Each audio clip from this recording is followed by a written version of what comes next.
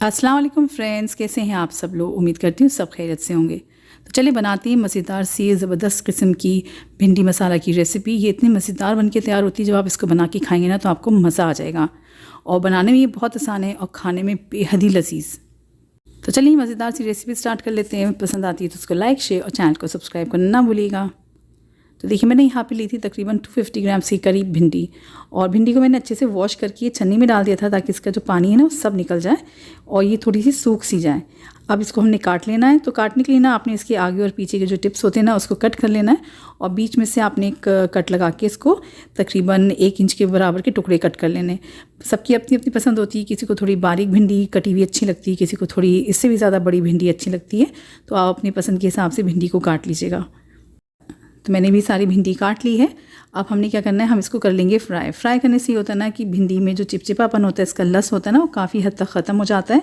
तो मसाला जो है ना अच्छा बन के तैयार होता है, ज़्यादा चिपचिपा नहीं बनता है। तो आपने तकरीबन 2 टेबलस्पून के करीब तेल ले लेना है और पैन में डाल के तेल को गर्म कर लें और मीडियम फ्लेम पर हम इसमें भिंडी डालेंगे। और भिंडी को हमने तकरीबन 7 से 8 मिनट के लिए फ्राई करना है। देखिए हल्का सा भिंडी का कलर भी चेंज हो गया है और इसमें से जो लस होता है ना वो बिल्कुल ख़त्म हो गया है। तो इसको एक प्लेट में निकाल के हम साइड में रख लेंगे। जब मसाला तैयार होगा हम इसको तब इस्तेमाल करेंगे। अब सेम पैन के अंदर मैंने यहाँ पे तकरीबन 3 टेबलस्पून के करीब तेल डाला था और जब तेल थोड़ा गर्म हो गया तो उसमें आधा चम्मच जीरा और 2 चुटकी के करीब हींग डाल दी है और थोड़ी सी सूखी लाल मिर्च डाली है। हींग से ना भिंडी में बहुत प्यारा फ्लेवर आता है, तो उसको ट्राई ज़रूर कीजिएगा डाल के। जब सारी चीज़ें हल्की सी फ्राई हो गई फिर मैंने प्याज डाल दी इसमें ऑमलेट कट करके। ये एक मीडियम साइज़ की मैंने प्याज को चॉप करके डाल दिया था। अब आपने प्याज को थोड़ा सुनहरा कर लेना है मीडियम फ्लेम पे। और जब ये प्यारा सा गोल्डन कलर आ जाएगा प्याज पे तो हम इसमें डालेंगे 1 टेबलस्पून के करीब लहसुन अदरक का पेस्ट। और इसको जो है ना हम बस 20 to 30 सेकेंड्स के लिए इसको फ्राई कर लेंगे। लहसुन अदरक भुन गया है, फिर इसके अंदर डाल देंगे 1 टेबलस्पून बेसन। बेसन से बहुत ही प्यारा सौंदा टेस्ट निकल कर आता है और साथ ही साथ ये जो भिंडी में जो लस होता है ना उसको भी काफ़ी हद तक एब्जॉर्ब कर लेता है। और बेसन को जो है ना आपने मीडियम टू लो फ्लेम पे तकरीबन 3 से 4 मिनट के लिए भून लेना है। पैन गर्म है, तेल भी अच्छा गर्म है, तो बेसन जल्दी भुन जाता है।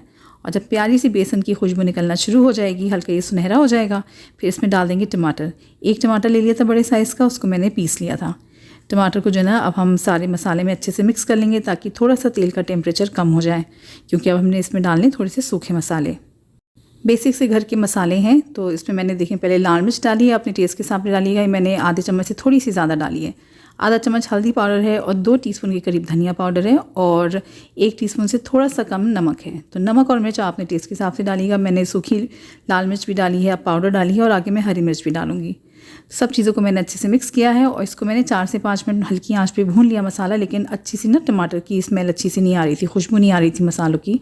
तो मैंने थोड़ा सा पानी डाल दिया है और पानी डाल के मज़ीद हम इसको 3 से 4 मिनट और फ्राई कर लेंगे। देखिए मसाला बहुत अच्छे से भुन गया, आप देख सकते हैं तेल सेपरेट हो गया और अब अच्छी सी खुशबू आ रही है मसालों की।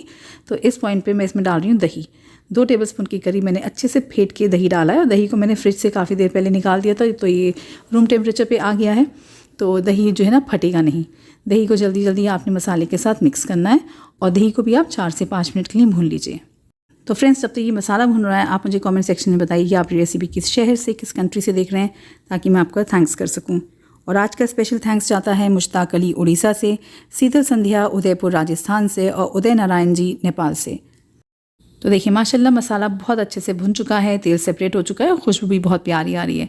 मगर अभी काफ़ी थिक हो चुका है। इस पॉइंट पर अगर हम भिंडी डालेंगे ना तो ये मसाला बस भिंडी पे लिपट जाएगा। तो ये भिंडी मसाला जो है ना हल्का सा ग्रेवी वाला जो होता है ना वो नहीं बन पाएगा।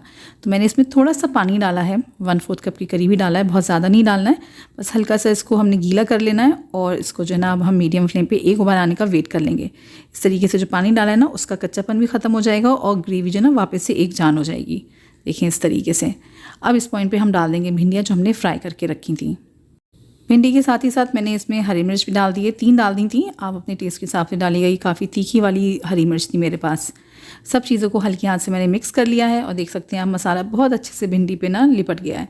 अब फ्लेम को हल्का कर देंगे और हल्की आंच पे हमने भिंडी को तकरीबन 7 से 8 मिनट और पका लेना है, क्योंकि हम पहले भी भिंडी को फ्राई कर चुके हैं। ये आधी गल चुकी हैं, बाकी ये मसाले के साथ गल जाएंगे और अच्छे से मसाला भी एब्जॉर्ब कर लेंगी। बस बीच में एक बार चम्मच ज़रूर चला दीजिएगा, क्योंकि बेसन हमने डाला है ना तो वो नीचे लग सकता है। और ये देखिए तकरीबन 8 मिनट हो चुके हैं भिंडी को पकते हुए और इसको मैंने देखिए चेक करा है, भिंडी बहुत अच्छे से गल चुकी है। तो अब ये रेडी हो चुकी है। बस खुशबू के लिए मैंने इसमें आधा चम्मच के करीब कसूरी मेथी डाल दिया है और थोड़ा सा गरम मसाला पाउडर डाला है 1/4 टीस्पून। कसूरी मेथी मत स्किप करिएगा, डालकर देखिएगा, बहुत ही अच्छा खुशबू और फ्लेवर आता है। सब चीज़ों को मैंने हल्के हाथ से मिक्स कर लिया है। देखने में कितनी मज़ेदार और लटपटी सी ये भिंडी लग रही है, बहुत ही डिलीशियस बन के तैयार हुई थी।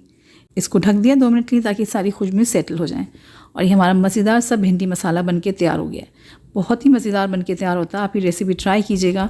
भिंडी जो है ना, हाथ की रोटी, पराठे, वाइट राइस के साथ, पूरी के साथ, सबके साथ बहुत अच्छी लगती है। लंच के लिए, टिफ़िन बॉक्स के लिए बहुत परफेक्ट रेसिपी है ये।